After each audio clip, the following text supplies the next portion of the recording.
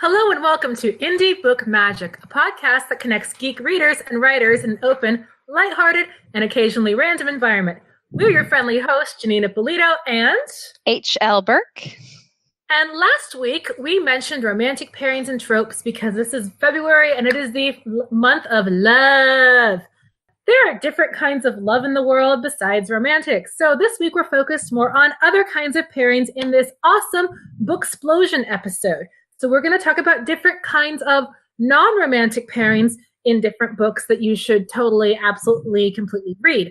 However, that being said, we realized that last week we didn't really give examples of romantic tropes that really got it right in books. And since this is a Booksplosion and we don't want to leave them out, we're going to toss in a couple of examples of books that got a couple of romantic tropes right. Just the start of the episode. Again, it's a Booksplosion episode, so it's still about books. We're going to toss a little bit of romantic stuff in there, and then we're going to head up right into non-romantic pairings. So take it away for us, Heidi. All right. Well, I know I've talked about this book before, Janeen, but I have to bring up again that for love triangles, I did really love Lawless. It didn't draw it out too long till where it got painful. It didn't make it too super dramatic, but there were two guys who I could see being lovable, both of those guys I could see myself being with. And if that's half the battle, even Chance, who I didn't think was going to be my type, I actually preferred him in some ways to Zephyrin. I didn't prefer him for Kessia for Zephyrin, but I wanted, I would have liked to have him in my pocket as my extra pet guy. So that is a team. There is hashtag Team Chance where they don't really want him with anyone. They just kind of want him to exist. I know that's the problem with the good book guys is they get married and then you can't obsess with them anymore. But yeah. Okay, so there is a love triangle example. And then for good alpha male, alpha type examples or good kind of examples of actually also love-hate relationships, Amy Brock McNew's Reluctant Warrior Chronicles with Liz and Ryland. This couple both has plenty of dramatic encounters and snarky things going on with their relationship. But also Ryland is a really great example of an alpha male who is actually really caring and supportive. He doesn't act in ways that are making you think, ooh, well, she thinks it's sexy, but I think that's kind of creepy. He learns, he grows, he's got that super protective edge, but he, especially through the second book, learns that that's not really helpful all the time and that he needs to be more communicative and more emotionally open and all those things. And he manages to grow and change while still being a really strong, interesting alpha male character. So he keeps saying alpha male, but he's one that doesn't turn into a jerk. And when he is a jerk, it's actually shown in the book that this is not a good thing and he needs to change. That was a really good example of an alpha male character in fiction. And off to Heidi next. Yeah, it is hard to find alpha males that I don't just want to shoot. Yeah. I can name them on one hand because usually I'm just you guys are just being controlling for the sake of controlling and using it as an excuse. So when I find them, I'm like, oh, good job. Yeah, and this is an example. This is a non-alpha male character. He's kind of a sweet, quiet guy, but this story is a good example of the star-crossed, where there's something getting in the way of the lovers being together. In this case, the fact that he may or may not be undead, and that would be malevolent. Do I say that word funny? It's one of those words I've only read. No, malevolent's the way to say it. You're good. Malevolent. It was K.M. Carroll, and it's got a very sweet couple who have some setbacks due to the fact that his undeadness. Undeadness can be an issue, in relationships. I know it's so hard when you love a guy and he's dead or undead. But I like that story, and I will give the shout out right here. It's also called the Puzzle Box Trilogy, if you want to check that one out. And last on our list, we have the perfect pairings, the size. The ones that just happen to work together, and you're just oh, you guys are so awesome. I wonder if you're going to break up horribly. And if you do, I'm not sure. But you know what? It's okay because they just work and you just like seeing them together. And of course, for this one, we're actually cheating. This first pairing is actually from a TV show, but we're kind of huge fans of this TV show anyway. And who knows? There's fan fiction written about this pairing probably, and some of it's maybe actually good. So that counts. Monroe and Rosalie from the TV show Grimm. They are the adorbs. They have little minor conflicts that are really relatable, but overall they're a nice, tight pairing. They're just the cutest Fuchs Bow and Bloopbot you ever did see. And we ship them. And they're, again, the perfect pairing. And they're actually a really great contrast to the main guy, Nick, whose romantic life could best be described as throwing a fork and a spoon in a blender and watching everything get destroyed. Poor Nick. Yeah, Monroe and Rosalie are mine. Rosalie is who I want to be. That's my favorite character pairing. But another really good ones are the couples that have some humor to them, and they're just always playing together. And for me, that would be Diza and Zad from Heleda. They're so much fun. In fact, when the Fellowship of Fantasy Indie Book Club did their end of the year awards, we had all these categories people could vote in, including best couple. And even though Diza and Zad are not the main couple of their book, they won that category over all the main couples. Like the couples you're supposed to root for, this little side couple was the overall victor because they're just that strong and they're that fun, and you just want to be with them, you know? Yeah, and they have that great dynamic again of being like best friends. And the thing is, with parents, a lot of times you see opposites attracting. You know, you see these two types. One is very conservative, as one is very liberal, or one is very like cautious, and one is very throw cares to the wind. And people like really dig that contrast.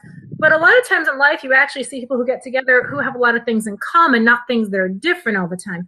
And in this case with these two, they work because, you know, they get each other. They both do crazy things. They're both very heroic in every way, and they support each other in that. And, you know, they clearly enjoy each other. They, as a married couple, they have their hands all over each other for half the book. Yeah. That's celebrating that married couples can have fun after the wedding ceremony. Yes. Well, so that was our quick course on romantic love. But like I said, we're talking about other pairings this time, and we need to talk about the purest form of love next. Yeah, which is between humans and their pets, or elves and their pets, or cats and their pets. And we're talking, that deep, wonderful bond that you develop with your treasured animal friend. Yes, like my Bruce. I had to give him a shout out. But anyway, in Leah Dewey's Red Dragon Girl, and he's also in this character, actually it's just she, is also in the Fire Foreign Crown. I don't remember her being in Midsummer. Yeah, so she's in book 2 and 3 is True the Goose. And there are spoilers about True the Goose. True the Goose has secrets, but True the Goose is awesome and has so much. And my favorite part is when she adopts the baby dragons. and the Prince Oren, who takes care of her, the goose boy prince, is just devoted to this goose, and it just makes it so wonderful because it gives him a soft side. You know, it's like he might not be as interesting if he wasn't so devoted to his goose, but he's got the goose.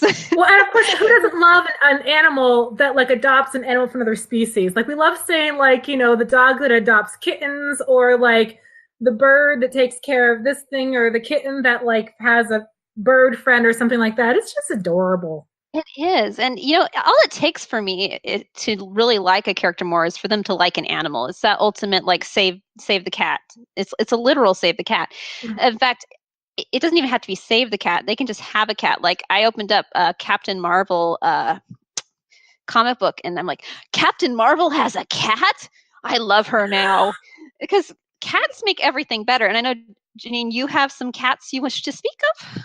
Oh, goodness. Yeah. And the thing is, I kind of wonder if there's a conspiracy, because when I was thinking about, you don't actually find a lot about animal friends in spec fic, not as much as I would think. You get it in middle grade and young adult, but when you get to adults, I guess people don't want to detract from, you know, the humans by putting a cute animal in there and having them upstage.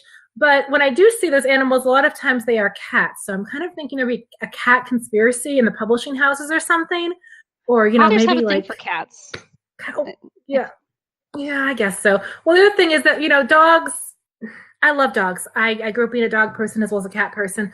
But dogs, it's always hard to sometimes picture them being as smart as cats because of the reputation they have. Wolves, yeah, the pet wolves, fine. But dogs, it's just a bit tricky to figure out. But I have found some examples of cats, including a trilogy that I'm reading right now called the Reckoners Trilogy by Joanna Durgan. I will mention in advance. This trilogy is really fun urban fantasy for adults. All the covers have like major man chest on them, but the actual books don't. Like, a lot of it is just investigative stuff with ghost hunting and things. The romance doesn't really figure into it except in certain sections, and I mean, they're adults, so it's a bit adult, but it's not like everything is ooey gooey all the time. And one of the things I love about this trilogy is they have a not cat in it, and this not cat is kind of this alien interdimensional traveling kind of thing that's bonded to the main guy who's like the love interest, but also like broody and mysterious and non-communicative, like they tend to be in those kind of books. But the thing is, he wouldn't be nearly as fun if he didn't have this not cat making all these snarky comments in his head, and this thing can like go into cat form, but then travel through like electrical wires and everything, and like then it comes out and then it thinks about like, you know, eating a chihuahua, and it's it's this really fun thing. You look at the reviews and half of them just love the cat. And it's so easy to imagine that a cat is snarky. I've met very few snarky dogs in my life. It's true. And then there's also, I grew up reading the Honor Harrington series, space opera by David Weber, and they had Nimitz the tree cat, and tree cats were my first introduction to creating new species. And the thing is, again, with that series, you have people who get tired of the military space opera stuff, but who read it just for the tree cats. They'll read extra short stories just for the tree cats because they just love the sentient telepathic tree cats. So maybe there isn't a thing about, you know, if you introduce an animal to a story, you will have fans who don't really care about your story, but will read it for the cat. And with that being said, I have to shout out Heidi's book here with Spellsmith and Carver trilogy, because it has the wonderful automaton Jasper the Fox, who is steampunk fox with magic and is awesome. And Heidi gets to make a fun little fulfillment of a phrase that says, "Rill, you wonderful little vixen," that comes to fruition in book 3 in fascinating ways. And I appreciate, again, books that take the effort to put animals in there, because there is a risk when you're going to put an animal in a book that it's going to take over things. I freely admit that I have had books where I like the animal way more than any other characters, but it is fun to see. Well, I know that's the old showbiz thing. Don't work with kids or pets or animals, because it's really hard to get past. They have such an advantage, you know? Oh, I mean, I have Freckles the cat dragon in my story, and I already have people who are just like #Team Freckles, and that's even in stories where I have Chance. Like, Chance is like adorable, but then I have Freckles, and we have like an adorableness competition here. So, yep. All right, and so moving on to the next one. The bro friendship, and this doesn't have to just be guys, even though bro is kind of like associated with bromance. We're also talking about siblings, friends, those kind of connections that are platonic and wonderful and awesome. And go ahead, Heidi, what do you have for us? Well, I like the Little Brothers, Crispin and Nick from the Beast of Telsin or the Beaumont and Beasley series. They're just so cute, and Nick has this really great protective instinct for Crispin, and Crispin is also kind of looking out for Nick, but in more of kind of a flippant younger brother way, where he's taking more chances and trying to push Nick to take more chances too. And they have a really great dynamic that they do anything for each other and put each other over the interests of the other. And I think that's really great. But at the same time, they know each other's like little quirks and weaknesses. They just know each other so well, because you get that with your siblings, that they're able to keep poking at each other and making fun of each other. And I like that realness to it. It's not just an ooey gooey relationship. They can be even a little bit mean to each other at times, but you know that there's that basis. It's kind of that only I get to pull my sister's pigtails thing that you get. You're a lot meaner to your siblings than you'd let other people be to them. Yeah, exactly. Yeah. Another great relationship, and I almost put this under pets, but then I realized I'd hate myself if I called Flicker a pet. But Leah and Flicker in Dragon Friend are this great relationship between a girl and a dragon, and they're always teasing. He calls her Straw Head, and they're back and forth, and a lot of fun. And oh my gosh, the end of that book will kill you. That's a warning. Oh man, now I'm like, do I want to read it or do I not want to read it? I don't know. That's by Mark Secchia, I should say. And there's got some more options out there, of course. One of my favorite sisters pairing, actually, it was 2 sisters, are the Stormcloud sisters, Rain and Snow Stormcloud, which, first of all, those are great names. From A.C. Williams' Destiny trilogy. They're in the 3rd book called New Name. And these guys are like pretty much the most like kick-ass sisters out there, but in really relatable ways. They're fantastic because they're twin sisters and their personalities are exact opposites. So they get on each other's nerves like 90% of the time, and they're always like threatening each other and everything. And they're They're both bounty hunters in this incredibly dangerous, futuristic universe. But at the same time, they like have each other's backs and everything. And they're just, it's so much fun to read about them and to see that kind of really strong sisterly bond in stories. And again, in a really kick-ass way. You don't always see that for women in stories. And then the main character goes over and they kind of adopt her into their family. So you get more of that friendship, sisterly bond there, which is, it's just fun to read about.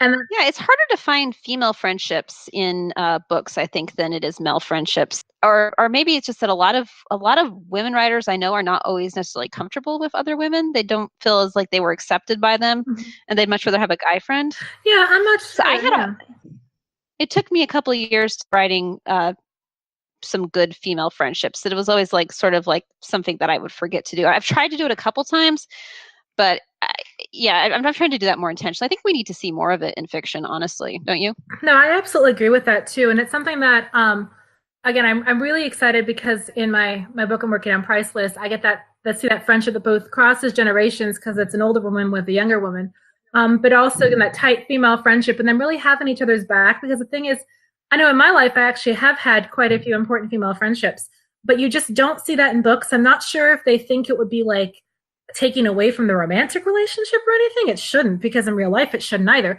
But you just don't see that as much. And it's really a neat thing when it does show up in stories to see that kind of close connection and friendship.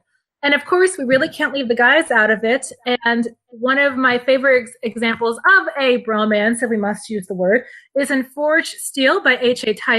And it is Eliaster and Josh. Josh being this complete computer nerd who is completely unaware of the world of the Fae, which is highly dangerous and toxic, especially to computer nerds. And he ends up getting this friend. He gets pulled into this world by his friend Mark, who's in trouble, and they're really close. And then he ends up becoming sort of friends. It's kind of like a love-hate friendship with this guy, Eliaster, who's like pretty much the opposite of him. He's like this strong, decisive, sword-fighting Fae guy who kind of finds Josh really annoying. So they have a really fun back and forth kind of buddy thing going on, only not buddy, but sort of that. And by the end, they actually become friends and trust each other and everything. And that's really fun to see, again, in book form. You see it a lot on TV shows, but you don't really see it in books as much. Yeah. And it's almost got some of the same ups and downs as a romance, a good friendship, if you play it right, because you can start out with the love-hate, you can start with trying to figure each other out. And to me, that's a lot of fun. I've tried to do that a couple times in some of my work. And that can be really fun. Again, if people look at it from that angle, I think maybe one issue with putting friendships in stories is that people don't think about giving them the depth and layers that you'll put in any other kind of relationship, whether it's sibling or parent-child. That friendships can also have those give and takes, the push pulls, they can be toxic, they can work in a lot of different ways. Yeah, there's those arguments too. Because if you care about someone, it doesn't matter why you care about them. You know, you still want them to do what's right or, you know, to take care of themselves. And when they don't, it gets really frustrating. But let's go on to another. The last one was sort of a family one, but this can be definitely a family one, as parents and mentors.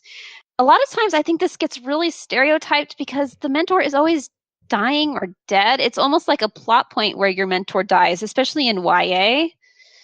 And yeah, it kind of shows your character. A lot of the good mentors are dead. Yeah, it's like, okay, you learned. It's this growth arc where it's like, okay, you learned, and now he's got to die because you don't need them anymore, which is kind of a shame because, you know, these are their own fully developed characters. But especially in YA, you do see a lot of times where the mentor figures, as soon as the main character kind of grows beyond them, the mentor figure just, it's gone. Yeah, and it's like the YA mentor retirement home is just empty because nobody makes it that far. Poor mentors. I know. It's like I had somebody, I was like, a beta reader was like, I hope this character lives. And I'm like, well, he's the mentor figure. What?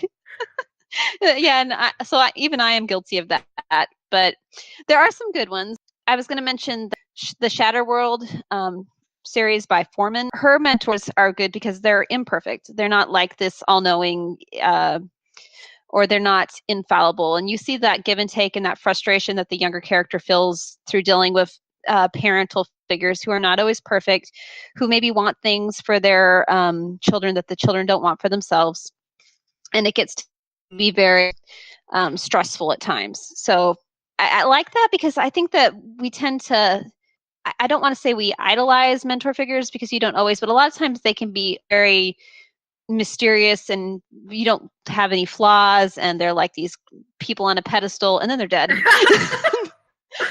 And so you don't really go through any sort of arc with them. They just kind of are static characters. So it's nice to see ones that also have their own foibles to learn through. And I think sometimes if you get mentors who actually have their own foibles and growth, that's the ones who stay alive because they have more of a, they're there for more than just to be the main character's NPC that tells them what to do next in the quest game. They're well-rounded. Yeah. They have their own goals. They have their own issues, and those will continue outside of what the main character needs them for. And sometimes it's okay just to have the cute little like. There's this middle grade dystopian series by Angela Castillo, Toby the Trilby, and it's all about the kid getting out of the bomb shelter that survived the apocalypse event. But he's been raised by this like group of older scientists who like literally made him from test tubes because they wanted a kid because it was just these older aging scientists. None of them thought to hook up. I don't know why. But yeah, I guess that maybe it just wasn't age appropriate for this series. Yeah, you know, certain things that they just gloss over because, you know, it's kids. Yeah, and so he leaves them, but they were like his like warm, fuzzy, supportive family that he has to leave. And that's nice because I think a lot of people don't necessarily come from completely messed up, broken homes. They might have that warmth, and it's nice to know that you don't have to have a like terrible, awful parents in order to have an adventure. That's two things I like. I like to show both halves of it, that parents and family can screw up, that they aren't necessarily perfect, but I also like to show that they can be a good influence, a supportive influence, and kind of like your warm foundation that you can grow out of. Mm-hmm. And I think that's a good healthy thing to show in stories. And man, I love seeing intergenerational connections in stories. It makes me really happy. I understand that sometimes for marketing purposes, you got to have just one age cohort because that's what the readers care about or whatever. But when you can have that intergenerational kind of connection, it just makes me so happy inside. Maybe because when I was a kid, a lot of my friends were adults. And so I really relate to that a lot. And I like seeing that in stories more. And maybe encouraging readers to seek that out more, you know, and not just stick with people who are in their same age bracket. And for a bunch of mine here, I had quite a few, but I noticed something that was in common with them. I have Mandy the Fairy from Ella Enchanted, which I loved because she was this old crotchety fairy who could look, you know, really young and beautiful, but chose not to because she had other things on her mind that were more important than that. And I thought that's a lot of interesting things about her character. And she was also a really good cook, which is awesome. And then there's Chiron from Percy Jackson, who's a centaur, which automatically makes him amazing. And then Haymitch from The Hunger Games, who, I mean, he made it through all 3 books. And then there's, in Bethany Jennings, she has a book called Threadbare, and there's a character in that called Marshall, who also has a mentor relationship with the character of Bess. And the one thing I noticed about all these stories was that they were all either middle grade or young adult. I really struggled to find mentor figures in my favorite adult books, which I thought was really interesting. I guess they think by adulthood, you know, you should be working through those things more and you don't need that as much. There is mention of a mentor figure in the urban fantasy trilogy I'm reading, The Reckoners, but it's mentioned. She's mentioned only in passing, and I haven't read the 3rd book yet. So, but as far as I know, she doesn't come back into it. She just kind of like turned into a ghost and went. Well, that's because in the YA version of that story, she taught everything she needed to do, and she died because that's what happens to mentors. Well, actually, in this case, she started out being a ghost because the main character could see ghosts. Oh. So she was mentored by a ghost, and then the ghost just kind of went away. Well, that's problematic because you can't kill a ghost. So, yeah, like, so I kind of feel like, where'd she go? And actually, the main character sometimes thinks that. She says, yeah, she just up and left one day. Well, it's like Obi-Wan Kenobi. He only shows up like when he needs to impart some vague tidbit of advice to push you onto the next level. Other than that, I don't know. He's hanging out in Force Ghost Land playing bridge. But I did find a couple of examples. And I'm probably going to misspell this name terribly. Or not mispronounce his name terribly. H.L from Rebirth by Amy Brock McNew. And the thing is, he can get killed off, but it would take a lot of work because he's an angel. He's her guardian angel who is also there to train her to be an epic fighter of demons. And he's kind of fantastic because he's definitely not human at all. So he doesn't really get human foibles or things like that. He's kind of this, he cares about her, but he's also this completely merciless taskmaster who is like, no, you're going to just keep training and training and training until you drop because the demons won't, go easy on you. And he doesn't entirely understand these romantic relationships she gets involved in or anything, because that's just kind of this weird thing that humans do. I don't know. He's kind of fantastic. So that was one thing. But again, he breaks the mold a bit because he's an angel, so he's immortal.